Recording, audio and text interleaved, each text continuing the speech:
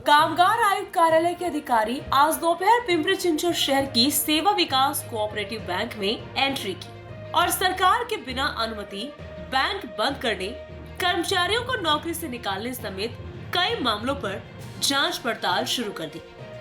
अधिकारियों ने सेवा विकास सहकारी बैंक के करीबन 205 कर्मचारियों को गैर कानूनी तरीके से नौकरी से निकालने को गलत ठहराया। कर्मचारियों को ये दिलासा देने वाला मामला है। कामगार नेता यशवंत भोसले के प्रयासों से ये जांच पड़ताल और कार्रवाई आज से शुरू की गई है।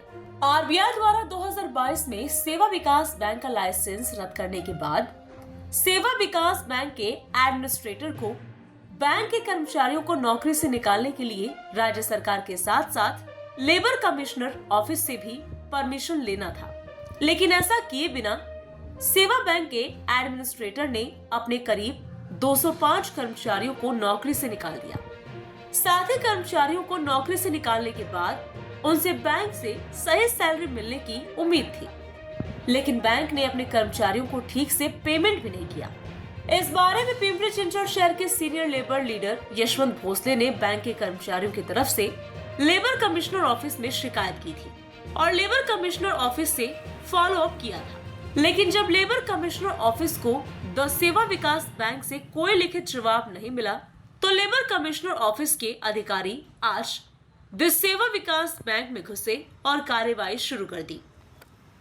नोव्हेंबर 2022ला त्या ठिकाणी बँकचा परवाना आरबीआयनं रद्द केला असं सांगून त्या ठिकाणी शासनानं एक लिक्विडिटर दादाभाऊ काळे म्हणून नियुक्त केले। वास्तविक जरी परवाना रद्द झाला, आरबीआयनं परवाना रद्द केला असेल तरी याची कल्पना महाराष्ट्र कामगार विभागाला आणि महाराष्ट्र शासनाला देणं हे त्यांचं कर्तव्य असतं आणि कर्मचाऱ्यांना लिक्विडिटरला कुठल्या काढता येत नाही कामावरून आणि क्लोजर पण करता येत नाही। लायसन रद्द झालेलं आहे, पण अशा परिस्थितीमध्ये शासनाची परवानगी न घेता या लिक्विडिटरनी नोव्हेंबर 2022ला या सर्व कर्मचाऱ्यांना कामावरून काढून टाकलं। आज त्या लोकांच्यावरती कर्ज आहेत, घरं भाड्या हप्त्यावर घेतलेली आहेत, गाड्या हप्त्यावर घेतले, मुलांचं एज्युकेशन चालू आहे आणि अशा परिस्थितीत अचानक सरकारची परवानगी न घेता त्यांनी कामावरून काढलं। 3 वर्ष आज त्यांना ते एक 15 दिवसात पुढच्या महिन्यात काहीतरी मी रक्कम तुम्हाला कॉम्पेन्सेशन देतो, फक्त ग्रॅज्युटीची रक्कम त्यांना दिली आणि काढून टाकलं।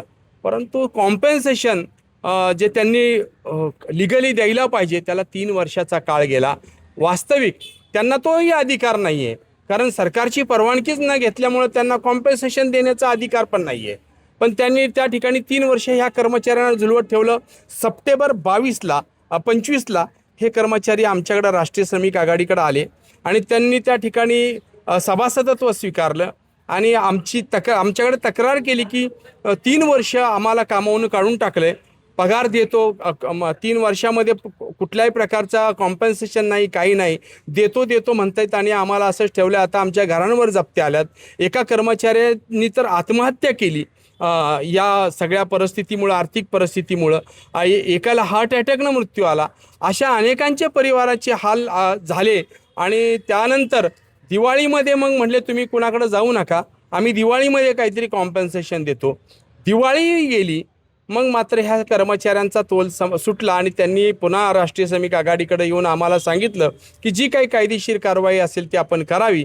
त्यानुसार आपण अपर कामगार आयुक्त पुणे कार्यालय यांच्याकडं अर्ज दिला की असं बँक सेवा विकास कोऑपरेटिव्ह बँक जी आहे ही लिक्विडिटरनं बंद केलेली आहे आणि त्या ठिकाणी 205 कर्मचाऱ्यांना सेवेतून काढून टाकण्यात आलेलं आहे। काय याबाबतची परवानगी शासनाची त्यांनी घेतली होती का? कारण शेवटी अपर कामगार आयुक्त कार्यालयातच त्यांना पहिला अर्ज करावा लागतो, प्राथमिक अर्ज, आणि त्याच्यानंतर मंत्रालयातून ती परमिशन त्या ठिकाणी मिळते। परंतु प्राथमिकच त्यांनी अर्जही केलेला नाही, त्याबद्दल कुठलीही त्यांनी माहिती घेतलेली नाही। त्यामुळं लेबर कमिशनरांनी अपर कामगार आयुक्त कार्यालयातील अधिकाऱ्यांनी या ठिकाणी नोटीस इश्यू केली आणि त्यांना बोलवून घेतलं। 2 वेळा त्यांना निरोप पाठवला की आपण या ठिकाणी आम्हाला क्लोजरबाबत आणि रिट्रेंच करण्याबाबत परवानगी घेतली आहे का याबाबतची माहिती द्यावी। परंतु त्या दोन्ही मीटिंगला लिक्विडिटर दादाराव काळे हे उपस्थित राहिले नाहीत. मग मात्र लेबर कमिशनरनं आमच्या अर्जावरून या ठिकाणी कामगारांना कामावर हजर करून घ्यावं आणि 3 वर्षाचा मागचा पगार द्यावा असं त्या ठिकाणी पत्र दिलं. 13/11/2025ला मागच्या महिन्यामध्ये आम्ही सगळे कर्मचारी कामावर हजर व्हायला आले 205. त्यावेळेस त्यांनी सांगितलं, सगळ्यांचा रुजू अहवाल घेतला, पोचही दिली, पण त्यांनी मागितलं काळे साहेबांनी की आम्हाला 15 दिवसाची मुदत द्या, कायदेशीर आम्ही काय असेल ते तुम्हाला उत्तर देऊ. 15 दिवसही उलटून गेले. आज पुन्हा कर्मचारी हजर व्हायला येणार आहेत आणि आम्ही सरकारकडे तक्रार केली होती. त्या अनुषंगानं आज कामगार आयुक्त यांनी अधिकाऱ्यांना, सरकारी कामगार अधिकाऱ्यांना आणि त्यांच्या इतर टीमला जाऊन इन्स्पेक्शन करावं आणि काय ही बेकायदेशीर का बँक बंद केली आहे का, 3 वर्षाचा पगार थकवला आहे का, हे सगळी पाहणी करावी आणि ताबडतोब पुढील कारवाई करावी. यासाठी खाली त्यांनी आदेश पाठवले. त्या आदेशाप्रमाणे आज सर्व शासकीय कामगार अधिकारी आणि त्यांची टीम या ठिकाणी 1 तास झालं इन्स्पेक्शन चालू आहे.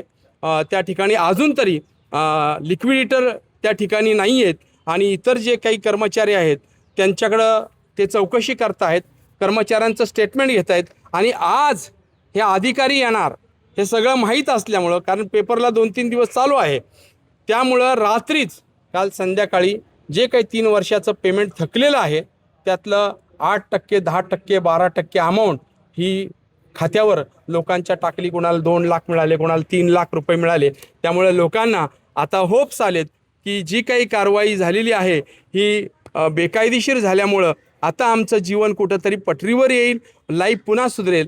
यामध्ये आज इन्स्पेक्शन झाल्यानंतर जर कुठल्याही प्रकारची डॉक्युमेंट्स सादर करू शकला नाही लिक्विडेटर, तर त्यांच्यावर त्या ठिकाणी प्रोसिक्युशन खटले दाखल होतील गव्हर्नमेंटमार्फत आणि बँक पुन्हा चालू करावी लागेल. Bureau report, VSRS news, Pimpri Chinchwad, Maharashtra.